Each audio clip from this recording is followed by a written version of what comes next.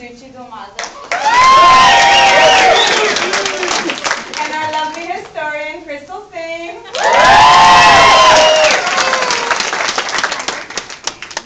So it was around this time, 2 years ago, that we got our letters in the mail telling us that we got into the upcoming semester, and boy, were we excited.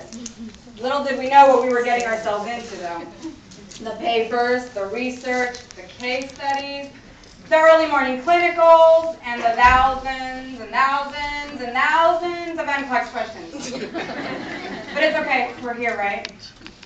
So we started school, and in order to prepare us for the hospital setting, we had our clinical hours at the lab here at school.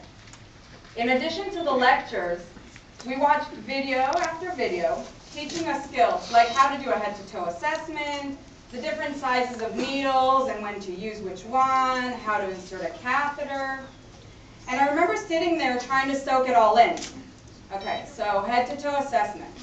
All right, I'm taking notes. Okay, I start at the head. Got it, no problem. Then it tells me during the assessment that I should check for SOB. SOB? I just met the guy. How would I know if he's an SOB? That's how I learned that SOB actually stands for shortness of breath. The next video comes on.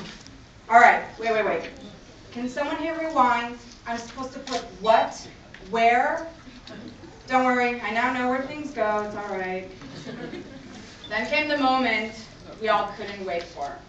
First day of clinicals. Walking in so proud in our brand new, clean, white uniforms, stethoscopes around our neck, which we put on in the car on the drive there because we just felt so cool with the stethoscope. By fourth semester, the stethoscope's in the backpack until the shift actually begins. And of course, our hospital badges. Nursing student. I want to share with you a personal moment that I had on the first day in the hospital. I encountered a patient in her early 20s that had suffered significant brain damage.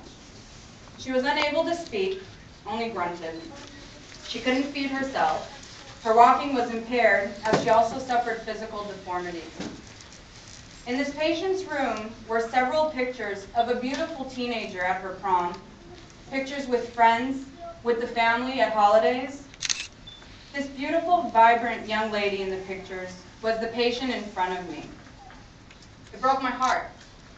Thinking of what she, her family, and friends have lost, how one day someone can be this way and the next another.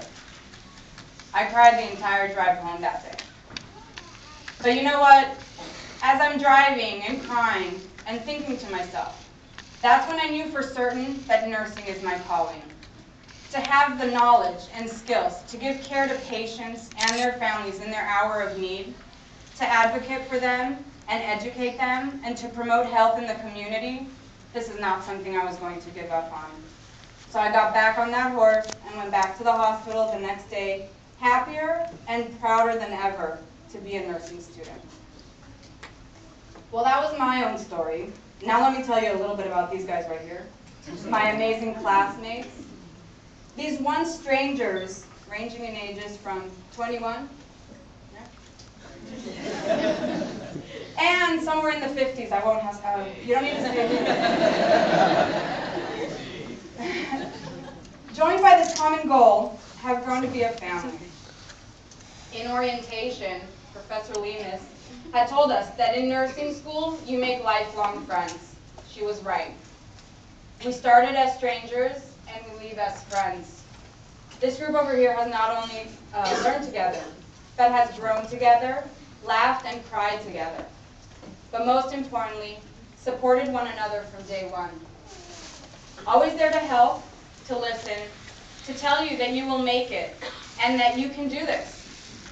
But look who I'm talking to. You guys, our friends and family, have been our biggest supporters of all. You listened to us complain about how we just can't do this anymore, dealt with our panic attacks before the tests. You waited patiently for our attention because I promised I wouldn't cry. I almost had it. You waited patiently for our attention because you knew how important this education is to us. You were our backbone during this process, holding us up and not letting us fall. Hold on.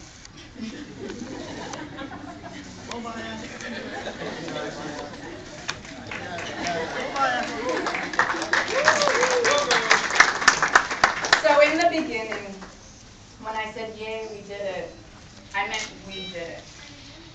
So to you, our friends, mothers, fathers, siblings, boyfriends, girlfriends, wives, husbands, and children, on behalf of all of us today, I say thank you, thank you, thank you.